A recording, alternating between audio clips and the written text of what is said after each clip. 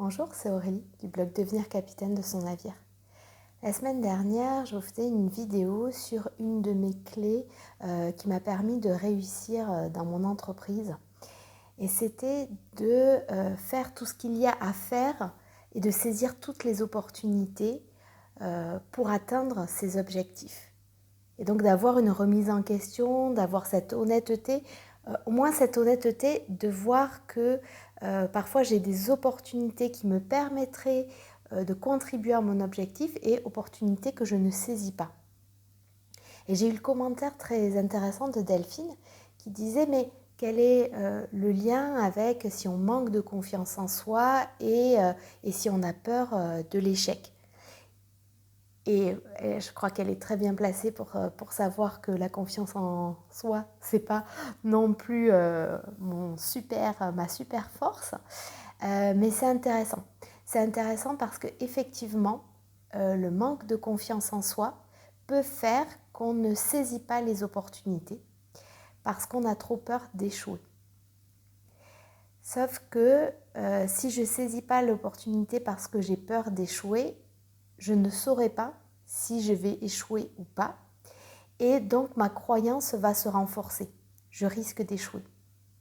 Et donc, ça pourrait être vraiment une deuxième clé hyper importante de se dire je vais me lancer, si je décide de me lancer dans un projet ou dans l'entrepreneuriat, je vais passer par des échecs. Alors, échecs qui vont me permettre d'apprendre. Quand je me lance, moi, à écrire un roman, je sais que je vais passer par des échecs. Je sais que je vais passer par des moments où je vais avoir des feedbacks négatifs, des obstacles, et qu'il va falloir que je surmonte pour atteindre mon objectif. Et ça a été, c'est ce dont je parle d'ailleurs dans une des vidéos, je vous remettrai le lien, mais quand j'ai demandé des retours sur mon premier jet d'écriture, et j'ai été effectivement assez, alors terrifiée, ça ne serait pas le bon mot, mais perturbée. C'était un nouveau challenge dans un nouveau domaine et il n'est pas fini.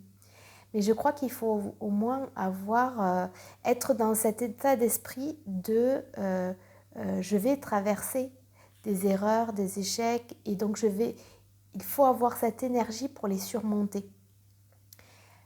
Peut-être qu'effectivement, il faut avoir un minimum de confiance en soi. Ce minimum de confiance en soi, il va aider à surmonter. Donc ça va être un moteur à la résilience.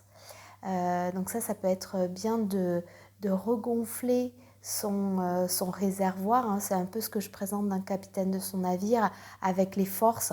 Le fait d'identifier ses forces, le fait d'avoir peut-être des retours de différentes personnes qui vont faire qu'on va prendre confiance en soi. Aussi, un des exercices que j'aime beaucoup faire, c'est de voir à quel moment on a surmonté des obstacles, comment on les a surmontés.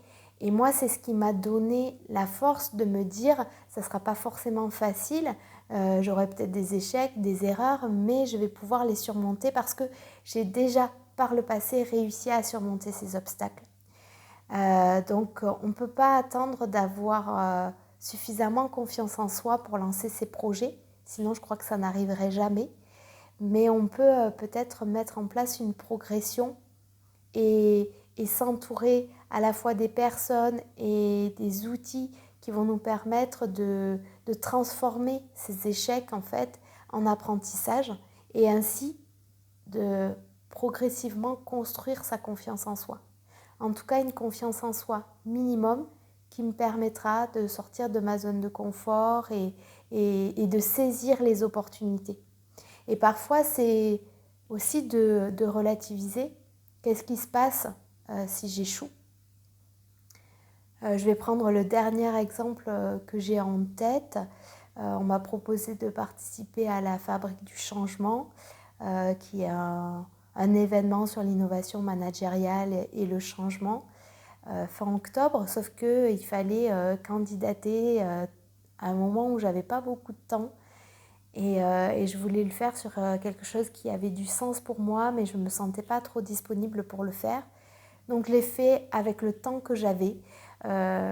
ça aurait été plus confortable à ce moment-là de dire « Ah non, c'est pas le moment, tant pis, je réponds pas, je candidate pas ». Mais je savais que j'aurais eu des regrets. Donc là, je l'ai fait avec l'énergie, le temps disponible du moment. Et en me disant, si je ne suis pas retenue, au moins j'aurais pas de regrets, je l'aurais tenté. Et effectivement, j'ai été retenue, donc ça, on en parlera à d'autres moments, puisqu'on a encore le temps de voir venir. Mais de relativiser l'échec.